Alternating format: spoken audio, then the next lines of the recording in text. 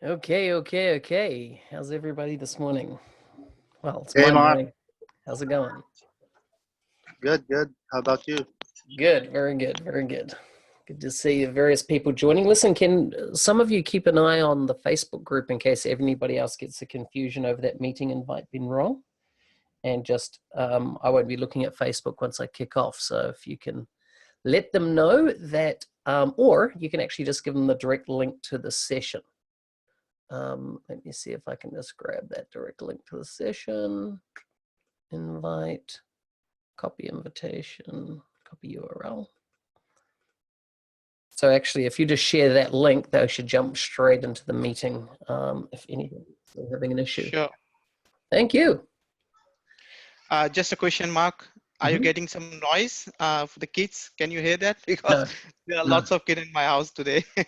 No, not at all. But I'll be putting everybody on mute when I get going. Yeah. So it's all good. Okay. Thanks. It's all good. Okay, well, it's 9 o'clock, and so therefore it's kickoff time. We will get started. I'm going to just pop everybody on mute at this point and get underway. So this is the first one for this year, and I'm a little bit excited and a little bit nervous as well, to tell you the truth. Anyhow, as you can see, today's format is communications, and I'll just bring up my prompt screen. There we go. That's what I'm after. Okay. So a few things to cover off to start with, and they are as follows. Just getting all the technology working. Boom, there we go. Cohort checks. Okay, first of all, use the chat session to open up chat if you haven't already opened up chat, and use that to discuss the ideas that I cover. In other cohorts in the past, everybody seems to kind of engage quite intently, if you like, in those cohorts and in those chats. So use them to, so use those to your advantage. I'm just going to turn down the audio on my computer as people are joining. Okay, so yeah, really important. I've muted everybody's microphones coming in. And that little movie icon up there is to remind me to make sure, am I recording, so I can provide the recording at the end of the session. If anybody is, sorry, if I'm not coming through clearly because I don't have the chat now in front of me anymore, please let me know if, as I'm just by coming off mute and letting me know if there's any issue. But otherwise, if you've got any other issues, ask in the chat. Someone else will help you out. As I said, if you can keep an eye on the Facebook group for anybody concerned around the meeting invite not working, I've just replaced all of them. For some reason, they got corrupted. And so I've replaced them with new ones for the rest of the series. Still at the same time and dates, but just with new meeting invites and loaded in. The other thing I recommend is that you take notes all the way through. Make sure you keep an eye on what actions are you going to take, because this program is really about you taking massive action at every point in this journey, because we really want to create some change, right? We want to go from where we are now to where we can be. And the other thing is help others. Once again, I'm talking about help in the chat. If you see a question that you can answer, I will look at the chat at the end, like I get a chat log at the end. But because I am the only one here and just running with this, I'm not going to be able to look at all those chats as we go through. If we get time at the end, I'm going to unmute mics and we're going to have a Q&A's time. And then, of course, all Q&A will move to the Facebook group after that point. But let me I'll just take one look at chat, and then we will check out everyone. Audio is correctly for me. Might be your audio connection then at your end, because audio is definitely crystal clear going out of my end. So, okay, that's it. I am going to put the chat aside and let's get going with communication. Okay, so I take it a few of you might know this famous guy, Warren Buffett. And Warren Buffett, he was interviewed recently, and in that interview, he was asked what was the most important skill that he had learned in his life. In other words, what were the skills he learned when he was younger that kind of set him up for success? And early in his career, he was terrified of public speaking, and he took steps to overcome that fear. So he realized in his early 20s that he did have this conscious fear of public speaking. Most people have a fear of public speaking, yet if you can master public speaking, it affects every area of your life. Your personal relationships, it affects how you engage with your the people you work with or work for, and but basically everybody around you. If you can learn the tool set of communication, it will transform your life. And as you can see here, he said it boosted his career value by 50%. And I'm going to quote here a class. So Buffett would later tell a class of business students that effective public speaking raises a person's value by 50% instantly. I quote, "In my office, you will not see a degree that I got from the University of Nebraska. You will not see the master's degree I got from Columbia University, but you will see the award certificate I got from Dale Carnegie course," Buffett said in an HBO documentary entitled Becoming Warren Buffett. So of all the things he counted, didn't count his degree or anything like that. His most important thing was that he learned to become an effective public speaker. When he was asked what habits did you cultivate in your 20s and 30s that set your foundation for success, he said this: the unusual person will jump out, not because they have an IQ of 200 or anything like that. You will jump out much more when you can anticipate, if you get really comfortable with public speaking. It's an asset that will last you 50 to 60 years, and it's a liability if you don't like doing it. John F. Kennedy, another famous speechwriter, he used to study the speeches of Winston Churchill and Abraham Lincoln. And of course, his most famous speech, was his address, is not what your country can do for you, but it's what you can do for your country. People were like, wow, he's a massive orator, but he studied other orators. He studied other public speakers, and he became very, very, very good and effective at it. So I propose that if you like to have the largest effect in your career moving forward, you need to look at public speaking. So the first part I'm going to look at in this communication module is speaking and the importance of finding your voice. And when I say finding your voice, I'm talking about finding the inner you, finding the ability to articulate your ideas in a way that other people, when they receive them, it creates change. And I want to tell you a story about early on in my career. In my career, I happened to be one day, the company I was working for, they asked, and I was an adult educator, so I was teaching web design courses. This was, back in the 90s odd. And the general manager of the company came to me and he said, would you be open to, rather than training adult students, would you train, teenagers? Like, we're going to do a program around all skills, take the brightest students from each of the skills, get them to come into your class, and for 1 week, you're going to train them on everything IT.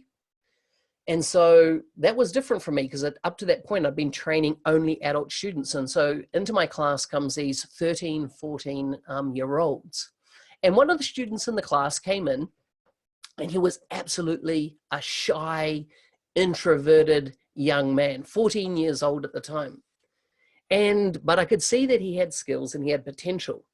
And out of all those students, I don't remember anybody else in that class that day. And it was 14 students in the class. And that student, though, stood out very clearly to me. And so what happened is that I started mentoring him over time. And he was into PHP and he was doing a bit of hacking and things like that. And I said, listen, there's no future in PHP. You've got to learn C#, because C# is where, if people get stuff for free, they're probably not going to pay you as much as that if you got the skills and developed C#. So he went down the C# track, and then I had him come along to many more courses with me, and it ended up he's now actually married to my niece, and he became my business partner in the first company I founded. But one of the things that he struggled with was this introvertedness and this quiet persona, if you like, that he had. He was a quiet person. He was an introvert, but he knew that he needed and he wanted actually to communicate more effectively. So I would go through strategies of him so I got him actually into teaching classes. And one thing that teaching classes do is they help you improve really quickly, because you are engaging with these individuals. And so what happened is that he started to learn. And I would get him to do voice exercises into his pillow. I would get him to learn to effectively, communicate. I would, watch him speak and give him tips and pointers and stuff and practice and practice. And now he's the CEO of a company. And, and he's a very successful business, done very well, but he found his voice. He was incredibly intelligent. He was very smart, a phenomenal programmer. But it wasn't until he found his voice that he escalated away and became, if you like, very successful. So, and this is an interesting quote from Jerry Weinstock. And he said, because when I was putting this program together, I went and reached out to a bunch of people and said, what are your thoughts? Are things that everybody in the Microsoft Business Application arena really need to learn? What do they need to know effectively? And he came up with this note for developers. And he said, why is it that many developers think that the only way to get out of feeling like they're just code monkeys is to become a solution architect? Isn't there a better path for them?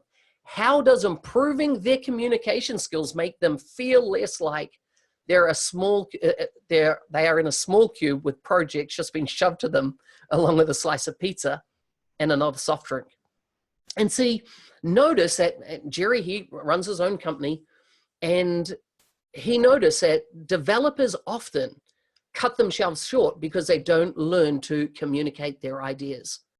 And so in other words, you can have brilliant, phenomenal ideas that'll absolutely change the world, change the work environment that you live within, change the projects that you're on.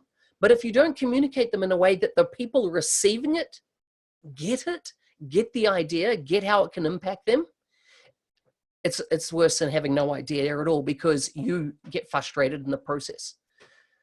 So moving on, remember, and this is a quote here from a book that I'm going to recommend. Remember, in the 21st century knowledge economy, no machine, no software, no robot can replicate your ideas. But if you cannot sell your ideas persuasively, it doesn't matter.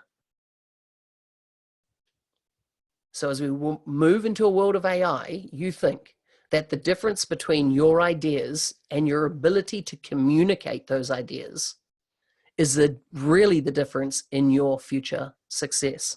He went on to say this: developing original ideas and communicating those ideas effectively is the single greatest skill you can build today to own your future. So when you want to look at your path forward from this point, it really comes down to this. If you want to own your future, you need to become an effective communication. So who said this? The guy's name was Carmine Gallo, and he has written this book called Talk Like TED. And in it, he looks at he basically researched thousands and thousands of hours, watched all the top TED Talks, the TED Talks that were getting tens of millions of views, and said, what were the patterns, what were the things that these TED Talkers did that made them successful? Now, before he actually wrote this book, he actually had written a book on the secrets of Steve Jobs, the presentation secrets of Steve Jobs. And this was the follow-on book after researching so much of TED. What caused some TED Talks to get millions and millions of followers? Why don't others get it, etc.? And he broke it down to 9 specific steps. And if you want to take the first step in your journey of becoming an absolute effective communicator, and by the way, note I said it's a first step because it never ends. This is a journey to become more effective communicator, and you need to be looking all the time at how do you kind of flex your learning muscles when it comes to communication, because it's a lifelong journey. After writing that book, which I highly recommend you read, he then went on and wrote this book here called The Storyteller's Secrets. And what he talks about is the need to tell effective stories. Just like I told the story there of, my nephew and the journey he went on to communicating, you could identify because it was a real story. It wasn't just facts I was giving to you. And then most recently, he released this book called 5 Stars, From Good to Great, and the communication secrets to get, a top mark, if you like. And what's interesting in this book is, and this book was only written about 5 months ago. From memory, I read it, and it only just come out and be published at that point. And I recommend you read them in this order because they do build on each other. Is that the 5 Stars book is so applicable to our industry right now. as I was reading it, I was just thinking of all the people in Microsoft Business Applications. I was thinking of the people in the world that are fearful about the future of AI and will it take everybody's jobs? And he addresses these, and he addresses how you never need to worry about those things if you develop effective communication skills and the ability to take your ideas and communicate them so that they can become reality. So I recommend, and you'll see in your first assignment, these 3 books are on your reading list to look at, not just look, but read.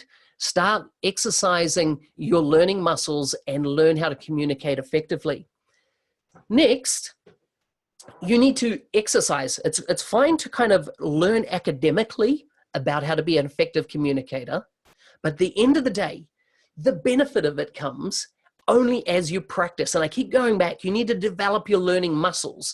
And, you know, I would never ask you to go to the gym once every 3 months and go, come on, if you work out hard today, you're going to be as fit and you're going to be fine for the rest of your life. No, any kind of gym or exercise program, what do they recommend? Daily or even every second day, you need to be doing exercise. You need to be developing your learning muscles. So how do you do this for learning to communicate effectively? So first of all, I want to tell you about this program. It'll help you improve your public speaking skills, build leadership skills, maximize your potential, enjoy unlimited personal growth. It allows you to network with other people as well in the community, practice writing speeches and presenting in a group setting, right? And that's the one of the things that came out of my last cohorts. So the last 90-day challenge that I did last year, so many people who said, how do I get practice? How do I get practice? Well, what I'm going to present here is how you're going to get practice. You'll gain the competitive advantage in your workplace, and it'll build self-confidence and self-awareness. Because to learn to communicate effectively, to be a public speaker, will absolutely transform your life. Whether it's how you interact with your family, to whether it's how you interact with customers, in business, with management, every part of your life will be transformed. I can guarantee it. I've never seen anybody go through a formal training program on public speaking that they become different people. I would say it even changes their personality because they open themselves to the world, and the world, of course, opens to them. The thing is, as I said, you can learn this all in theory, but if you don't actually practice it, you will not become effective. It's like any muscle, you have to work it out. So what am I talking about? I'm talking about Toastmasters. Toastmasters has 357,000 members around the world. It runs in 143 countries, and you can see 16,000 odd cities there around the world.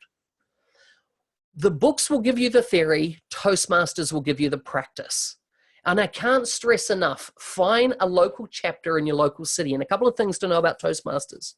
So last week, 1 year ago, I moved to London. So I've been here 1 year. I arrived on a Thursday a year ago, and on the Friday, I enrolled in Toastmasters in London.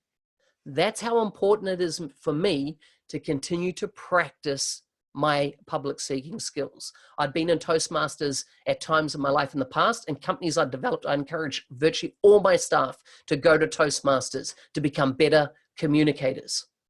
But just like a gym membership, with Toastmasters, it's about regularity. If you're only going to go once every couple of months, or if you're not really going to commit to, in my case, it's every week. I go every Monday evening. You will see me at Toastmasters in London. Now across London, there's 40 or 50 different chapters around London. But as you can see, 143 countries. There's only 200 countries in the world. So they've pretty much got, 75% out of the world covered in my calculations. There should be a Toastmasters in your city. One of the assignments you have is to find a chapter of Toastmasters, go along. You can go for 2 to 3 times generally without paying any money. They do have a membership. It's generally a 6-month or an annual membership to go it along and attend and learn to speak effectively.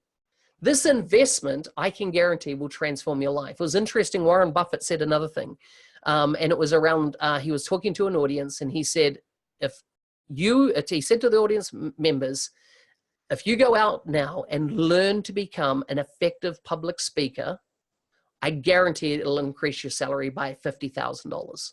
That's what he said, in a speech. So there is a massive opportunity. If I can't stress enough, transform your career, learn to become an effective speaker.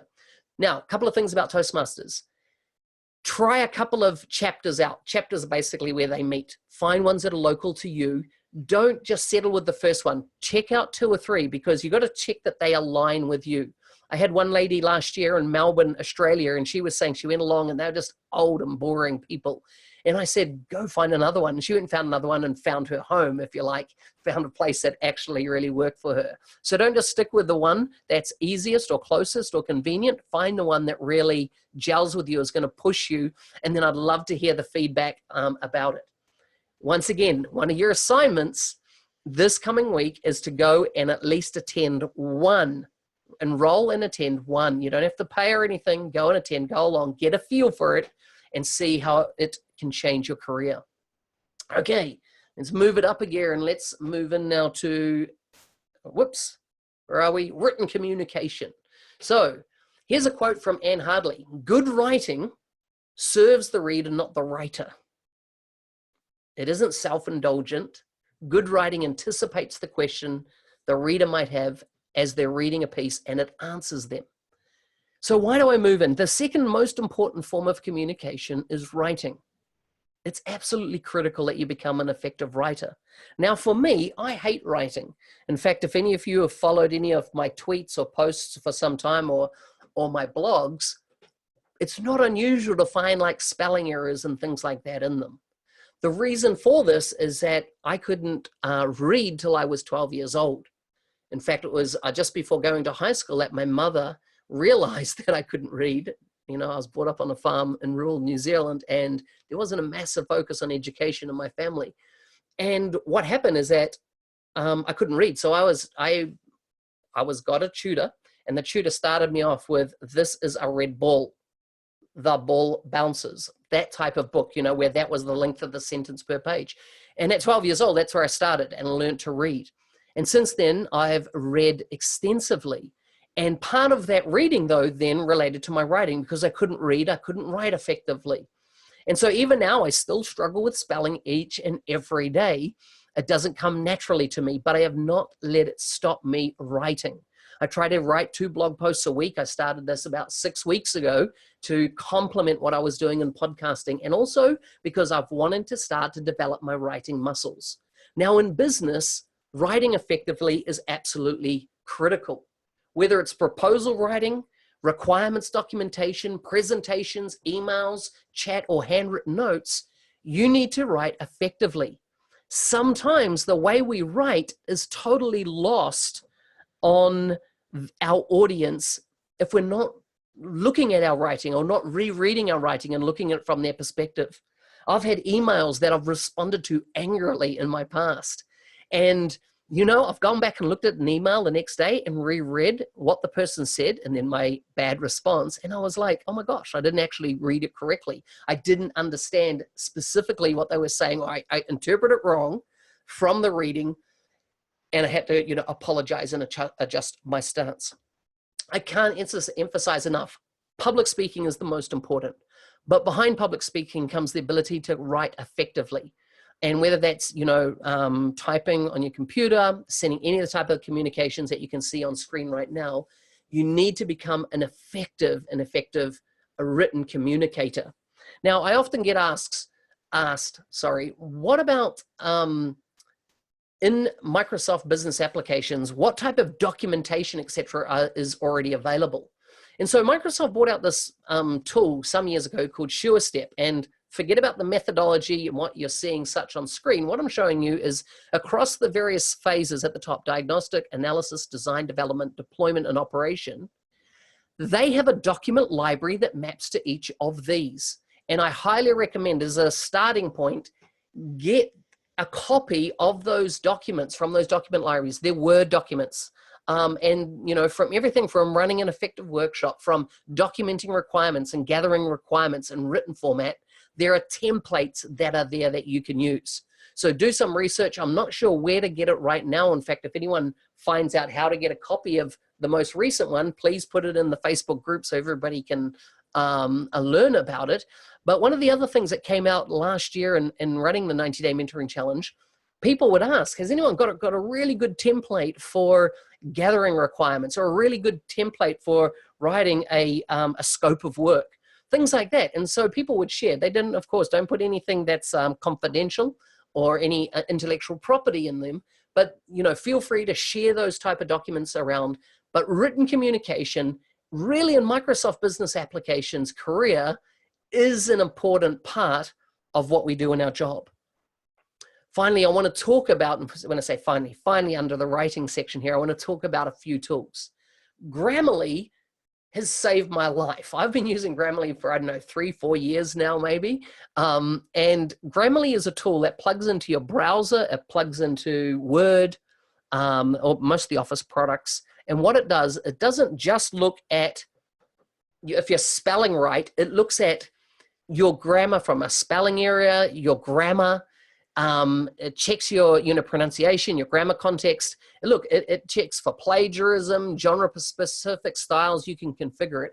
I can't recommend enough this product, especially if English is your second language and you're communicating to an English audience. I highly recommend. In fact, I wish Microsoft would just buy the company and incorporate it into all the Office 365 applications.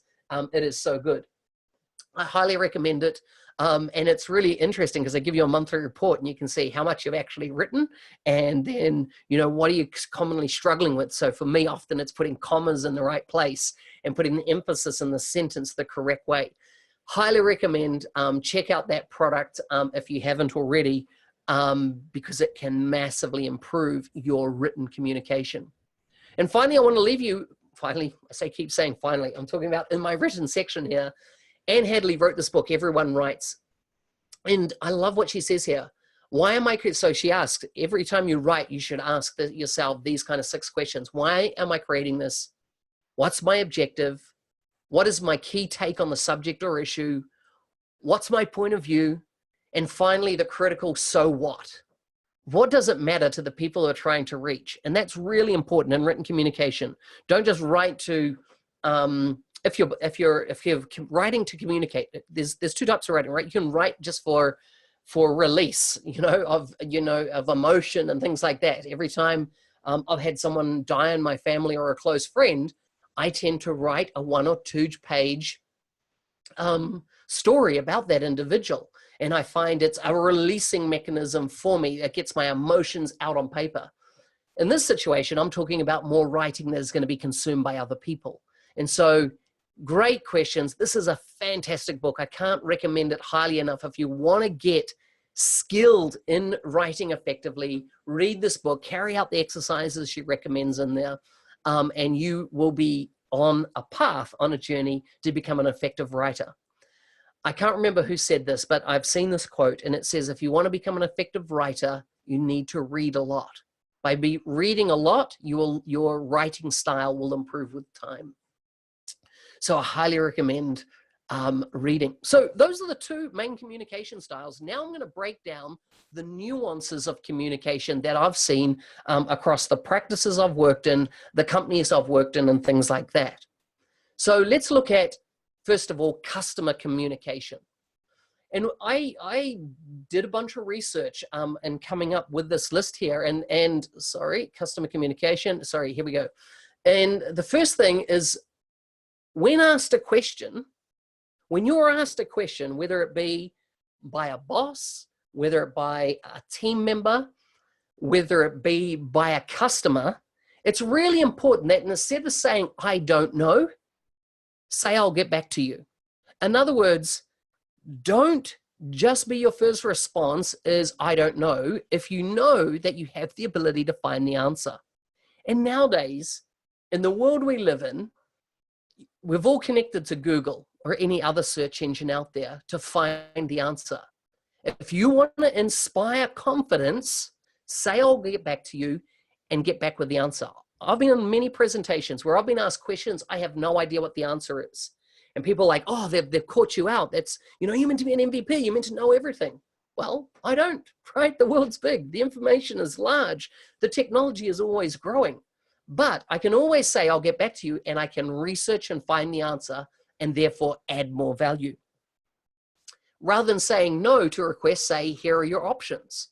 Rather than saying let's say you're once again with a customer and what they're asked for is something that you can't deliver. You can therefore go, hey, here are your options that will get you as close to what you're wanting to achieve, but might not get you right there. So inspire confidence by always giving a thought out answer if the I'll get back to you does not work. If you don't know what the viable alternatives are, say, let me research and I'll get back to you with options. Really just a summary of those ones above. And remember, be honest. It's better to admit you don't know something than to basically lie and end up having to eat your words and be embarrassed later and not wanting to engage with the party that you've communicated to. Honesty is always a good strategy in communication. The client does not necessarily know what they want and the implication of what they're asking for. I have been with many, many consultants that a customer said, I would like this added into the solution. I'd like that added. I want this added and I want that added. And the consultant goes, yep, it can do that. But the question is that every time you say yes to something, there is an implication to saying yes. There's a cost overhead. You might be making the software too complex or customizing the software in a complex way that now the individuals stop using it. So you're creating usability issues. I've seen, on a form design where critical fields, in other words, fields that were absolutely required, put to the bottom of the form. So when somebody used the form, they had to scroll all the way to the bottom to get to those fields because the consultant didn't, realign and think about how it was going to be used from a usability perspective. But I digress. The important thing here is to note is that you need to be, when you engage with the customer, make sure that you quantify their asks with what are the implications of their ask. Often when I scope a piece of work, I would say, here's what it's going to take. It's going to take, let's say, 2 weeks, and it's going to be X amount of dollars. And then they'll say, oh, but we want to do this and this as well. I say, okay, well, that means something's got to move. Either the time's got to move out, the price has got to go up, or got to bring in more resources to the project. But it's not going to be based on our initial assumptions. Changes have to be made. You need to inspire confidence and communicate these things if you're going to be effective in business apps. Be proactive. Problems don't tend to get better with time. So bring up risks early. Man, you wouldn't know how many projects I've been on where this has been a massive issue, where a consultant, a staff member knows there's an issue and they just don't feel comfortable at raising it or communicating it. And do you know the thing about problems? They don't get better with time. They get worse. So if you want to inspire confidence in your management, in your customers, make sure that the minute you sense that there be a problem coming down the road because of the dynamics, and it could be the wrong people on the team, the skill sets are not aligned, you're going to run into risks. There's going to be a problem. I'll talk about a project I was on in Melbourne, Australia. I talked about Melbourne a few times today. It was a big project, multi-year project, and I had a project manager and a senior architect on that project. And the scope started to change massively. One of the big problems was how the deal was won and scoped was with a management buying team that were then moved into different roles once the project kicked off. And so the new people that came in totally changed what their requirements were. This problem wasn't escalated, and it got worse and worse and worse till the actual project had to be stopped and a third party bought in to reassess or assess the situation. It could have potentially been avoided if 2, 3, 4 months earlier, the PM and the architect who knew the risks and had not raised them, we would have never have got there. So inspire confidence by being proactive when dealing with problems. You cannot over communicate. So I highly recommend communicate when on a project. People are not saying, oh, you're keeping me too informed, you're keeping me too up to date. Most likely, in most projects that I've seen go the wrong way, is because people under communicate. They don't express what explicitly needs to happen, or once again, they bury problems and problems grow with time. Okay, that's customer communication and team communication. Let's look here. Your relationships are core to your job. Now, why do I say this? The relationships you have, particularly with your team members, are really critical in your career success. The reason I say this, I've run very large teams, and personalities get involved, and people, especially when you got different cultures involved as well, and different backgrounds and demographics and age and all sorts of plays into the mix, things can get difficult. But the relationships that you have in your work environment are critical to your success. And generally, it is the communication patterns that you have with team members that affect whether you have very positive, fulfilling relationships or you have negative, toxic relationships. And I want you to look at this diagram here of team communication. And if we look at the vertical axis, we've got care personally. So as a person, when you're engaging with your other team members, do you fundamentally care personally about that individual? And then you can see on the horizontal axis, the idea to challenge directly. So you can deeply care personally, deeply for somebody and challenge directly. And you could see this is called radical candor. And this has been able to have a conversation that is a difficult conversation.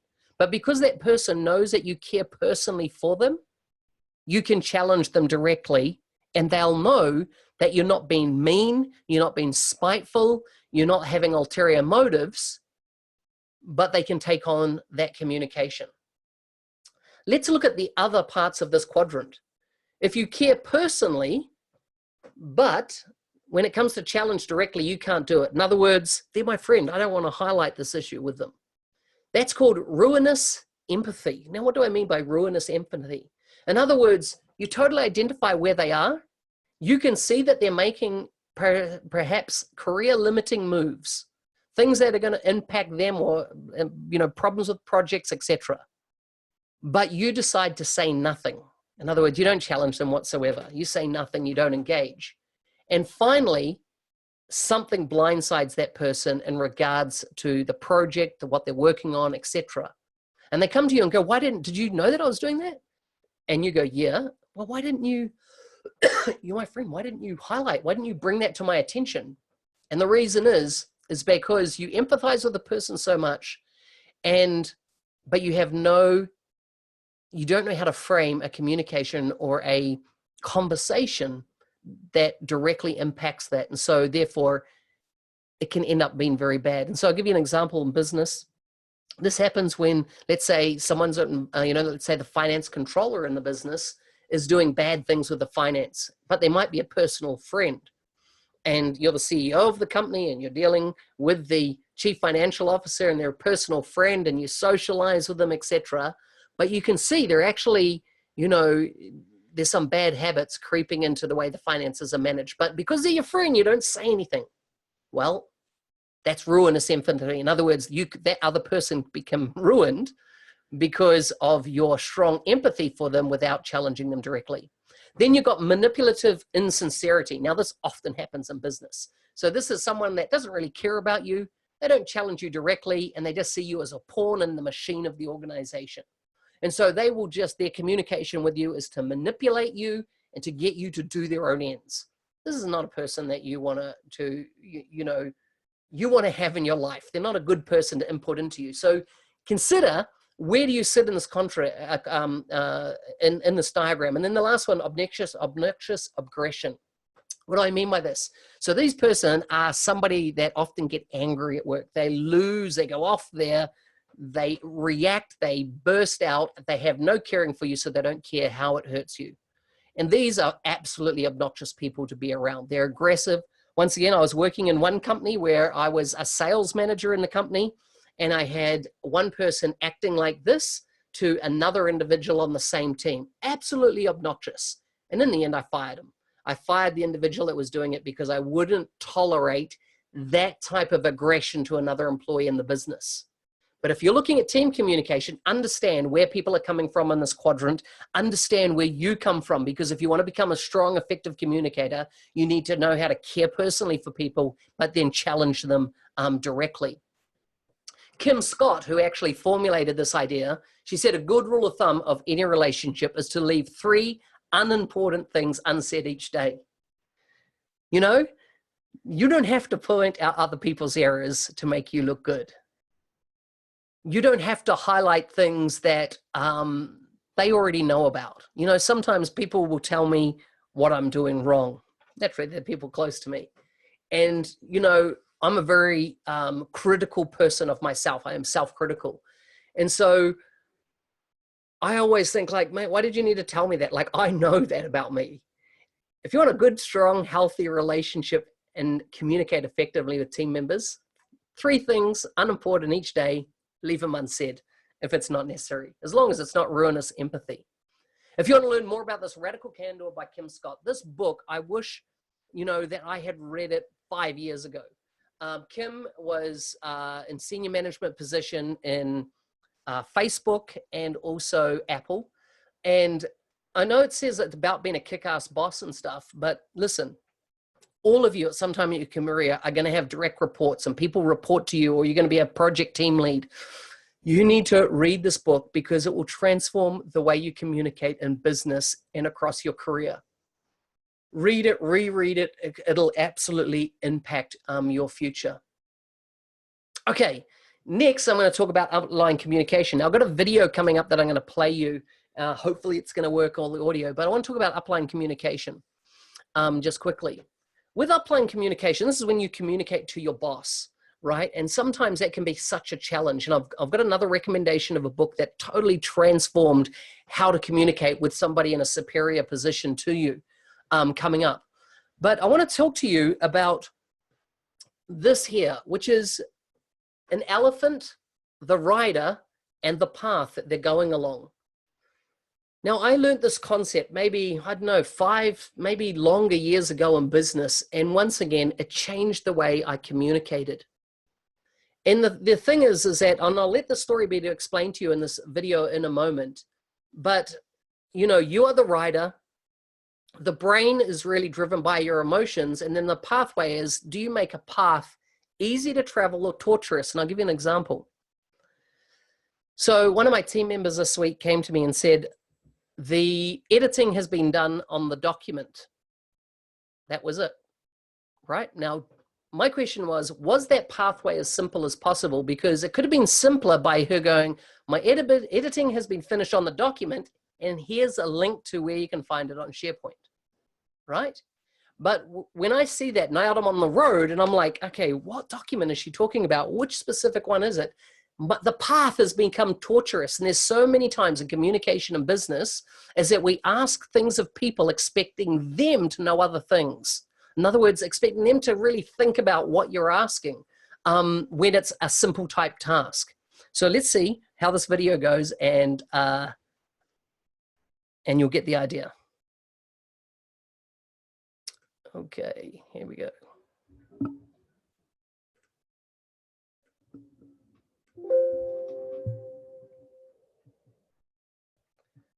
Psychologists know that there are 2 systems in our brains, the rational system and the emotional system. Jonathan Haidt, who's a psychologist at NYU, came up with a great analogy for these 2 systems. He said, think of your brain as a human rider atop an elephant. The rider represents the rational system. That's the part of us that plans and problem solves. The rider might do some analyzing and decide, hey, I want to go that way. But it's the elephant, representing the emotional system, that provides the power for the journey. The rider can try to lead the elephant or drag the elephant, but if these 2 ever disagree, who would you bet on? The elephant has a 6-ton weight advantage, and it's exactly that power imbalance that makes adopting new behaviors very hard. If you want this duo to head a new direction, you also need to think about the path, which represents the external environment. This duo is more likely to complete a journey if you can shorten the distance and remove any obstacles in their way. So bottom line, if you want to lead change, you've got to do three things. Give direction to the rider, knowledge of how to get to the destination. You've got to motivate the elephant, which means tapping into emotion. And finally, you need to shape the path to allow for easy progress. That's how change happens.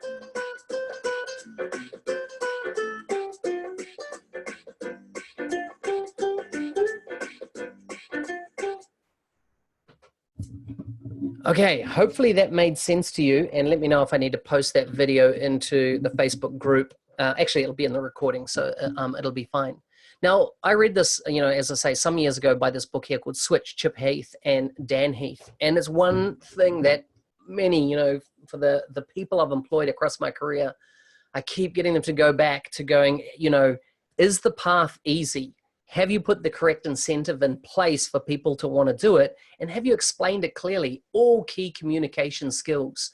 I tell you, once again, this is another great resource. Learn it and it will absolutely impact and change how you communicate in your career. The next book, particularly with dealing with management, is Never Split the Difference. Negotiating as if your life depends on it by Chris Voss. Now, last year, when I did the mentoring challenge, I had a lady in Perth, Australia, who read this book, and then she commented into the Facebook group, and it blew me away. She said she read this and she decided to apply it at work. So she was a functional consultant working for a partner, and she was working with a customer that they'd had for over a year. And this customer would only ever sign off and approve 1 month ahead. And so it was always a last minute scramble, etc. And one of the techniques in the book is that when someone asks you to do something, that is how you reframe that. And so one of the things is that you say, for example, we need it done by then. Was the response is there's two. One, pause, say nothing. I used to always have a saying, he who speaks first loses. And the other one was, how do you expect me to do that? Or how do you expect us, the company, to achieve that in that time frame? Because then it puts the onus back on the other party and for them to rationalize it out a bit. But anyhow, she said, so she went into this requirements meeting again, and the customer gave the list of work, and she just said nothing, just nodded her head. And then he gave the next month, and the next month, and the next month. She walked out there with 6 months project signed up. She's not a salesperson or anything like that, but just applying the techniques in the book. She said, I couldn't believe how it impacted me. A couple of weeks later, she's back in the Facebook group again, and she says the following. She went to buy a car, and she went, and she was normally the type of person that whatever the sticker price on the car is, that's the way she buys products. She doesn't negotiate or anything like that. Anyhow, she went in there, her and her husband, and the sales rep came over looking at the various cars, and he, you know, laid an offer, a price on them. She just said nothing, just kept smiling, looking at others. He then dropped the price. She just smiled and you know, because it's one of the things in the book is just like, let people talk themselves out. In the end, he pulls his manager over. She still has not said anything. She walks away with like a $2,500 to $3,000 drop in price. She goes, in the past, I would have just paid that. I would have never done it. She goes, the tools in this book are so practical. They're so real life that you're going to start applying them in your day-to-day life. I coach a lot of people on actually getting pay rises and increasing the income that they're earning in the Microsoft Business Application space. And a lot of the ideas around how to get paid what you're worth comes from Never Split the Difference. So I highly recommend. He was an FBI hostage negotiator, the chief negotiator, but he's become a business consultant. And so everything in here applies to what you do in your life and career. So once again, highly, highly, highly, highly recommend that book. Okay, I just want to talk about English as a second language quickly. I interview a lot of people on my podcast, and I constantly get, when I'm interviewing somebody or requesting to interview somebody with English as a second language, this fear that they have that they're not good English speakers. And it's kind of like a fear that you need to overcome because you know the technology, because you work in the technology area you do, people will see your skills over your communication or your articulation of English specifically. So don't let not knowing English hold you back or being effective. Sure, going to things like Toastmasters, an English-based Toastmasters, or there's many courses that are available to teach English as a second language. But what I'm saying here is don't let English as a second language hold you back. I have employed people from all different type of nationalities all over the world. I work within a very multicultural, multilingual environment all the time. And I have never found that somebody's ability to articulate something in English has held them back. And generally, whatever language they speak, whether it's Spanish, Italian, German, I find that all their languages are much better. They're much better at English than what I am at their languages. So never feel inferior. Never let it hold you back that you're not brilliant at English. It doesn't need to. Only your brain will allow you to think that. Or perhaps people around you that have told you that, don't believe it. Go after your goals anyhow, and don't let English as a second language hold you back. Okay, I want to talk quickly about mediums and the effect on communication. And so when choosing your communication medium, look at this diagram here. So on the left, we have more effective communication to less effective communication. So basically, how effective is my communication on one side? And then on the right, we have rich mediums to communicate with to leaner mediums. So what do I mean by leaner? In other words, they're not as effective. In other words, there can be a loss of communication by the medium you choose. So first of all, the best type of medium is a face-to-face. If you can get in the same room, there's body language, there's, are you concentrated? Are you engaged with the person? That's very clear. So it's a rich form of communication. Video conferencing is next, hence why I love to always have video on any video conference call. With my team members and everything, I will have video on. I just had a meeting the other day with the CEO of Dynamics Communities Worldwide, and she was in a hotel room, but I just put my video camera on because I feel it's an effective form of communication. It was the first one-on-one meeting we were happening. So then she snaps on her camera, and it was such, we went for way over an hour communicating. And I think a lot of it had to do that the video conference call allowed us to communicate and show the emotion in our face. So if I was putting an idea across and I could see her go, I don't know, I was able to respond to that. You only get that in face-to-face and video conferencing. Next is telephone. You know, now you've got you've got audio emotion that can be communicated, but you're not getting any visual, body language type cues. Then you've got written communication. And of course, down the bottom, you've got unaddressed documents. What do I mean by unaddressed documents? Spam documents, right? Flyers, posters, spam email, that type of thing. They're probably the leaner medium of communication. So when you look at what you do in your day-to-day life in business, it's generally email, SMS, or chat type conversations. That's what we default to. And we've got to get out of that habit of just playing email ping pong, right? Or SMS ping pong. If it's taking you more than 2 or 3 type of messages via email, particularly in business, you should say either pick up a phone and at least move the medium of communication up one level. If not, do a video conference. If not, hey, let's catch up for a coffee and meet to discuss what's needed. Think about SMS. Sometimes a lot can be lost in SMS or short messages, texting. And that, we can put emojis and all sorts in there to kind of enhance the emotional communication. But it's not effective as face-to-face, and the same as with chat. So I'll leave that with you. Think about, where do you sit in this continuum? Do you default to face-to-face, or do you default to written, well down there in that spectrum? Something to consider. A couple of nonverbal communications. Now this one was, once again, researching various consultants around the world. I went out around this topic, and they said they see so many consultants that do not smile. They do not sit up front in a meeting. They take like a back seat. They sit away from the boardroom table if it's a customer engagement. They don't take notes. So take notes. You should smile. You should sit up front. You should take notes. Phones, laptops off. Do you know, if you're in a cafe, lunch, or anything like that, and this is even on the table, you're creating a communication barrier. You should get very good at putting your phone away. Put it right away. Out of sight, out of mind, and therefore not a distraction. Because what you're saying to the other party, I'm here to communicate with you. Same within the meetings that you do with customers. They notice when you keep looking at your phone, your laptop, and not engaging. Not seeming engaged.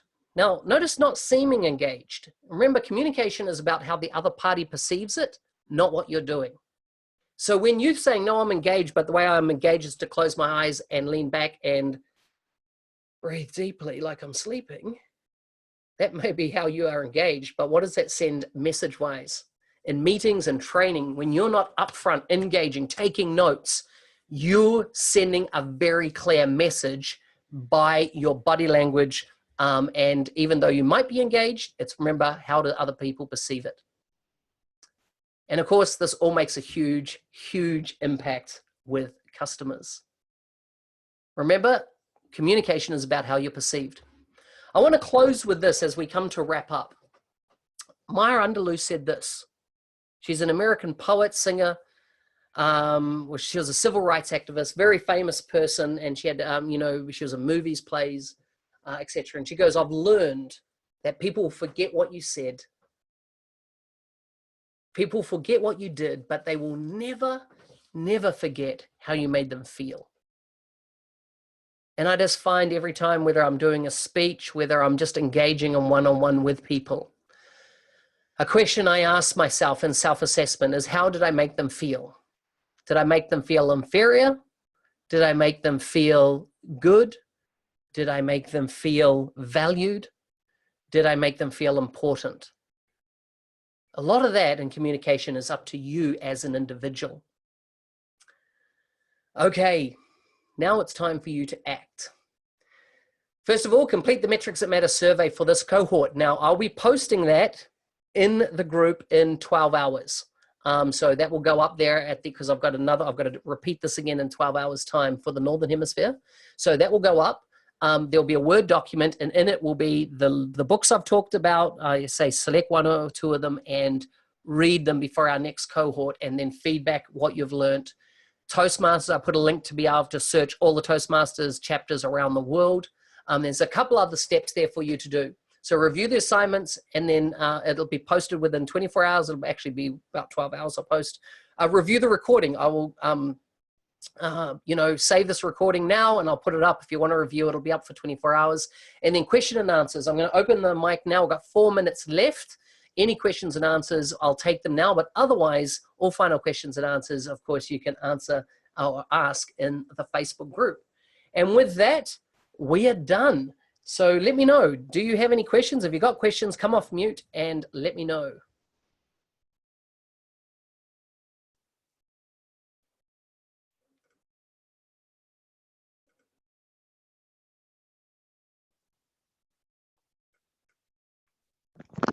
Hi, Mark. Hey, Mark. This is Mohammed. Okay, who's first? Mohammed, let's go with Go you. ahead, man. Thanks. So as you said, English as a second language, and this is where I fear mostly when I'm speaking in front of anyone, even in the customers or my colleagues. So I'm trying to overcome that, and I'm trying to forget it that, okay, it's not my first language. I cannot master it, and I'm not good at learning languages. But still, I'm not able to overcome that fear while I'm communicating. So most of the times I'm like quiet in the discussions, just waiting for others to complete the discussion. So how I can help myself like to overcome that fear? Okay, so it goes back to the public speaking and learning to public speak. One of the things that they teach you in Toastmasters is to be given a concept and then be able to run it through a pattern or a template in your mind and come up with, how would you open, what's the open sentence you're going to say? Because often it's once you pass that first sentence, you're confident to go to the next level. And then you might break down 3 points and then a summary. And it's very much public speaking. And that's why that first one, Talk Like TED, talks about 9 key things that you need to learn to be an effective public speaker. What you'll realize is that it's all about patterns. And so often, in your situation, it'll be that first sentence coming out confidently. Once you can get beyond that first sentence, your technology, the recommendations that you're having will generally feed through from that point, and it will build your confidence. The other thing that's going to massively build your confidence is Toastmasters. I have seen people come along to Toastmasters that honestly, the first time they spoke, they were in tears. They were that nervous, that shaking. And then 6 months later, I'd just go to myself like, is that the same person? Because of the confidence that they had been built, that they built. And like so many people come to Toastmasters not to learn to speak from a business perspective. They're coming along because they have to do a wedding speech or something like that at a wedding, or they got a family event and they don't want to look like an idiot when they do it. the thing is that public speaking and therefore communication, even when English is a second language, is massively about you being clear on your message and then delivering that. Thanks. Okay, who else was there? Hi, Marcus, Paddy here. Hey, Paddy. Hiya.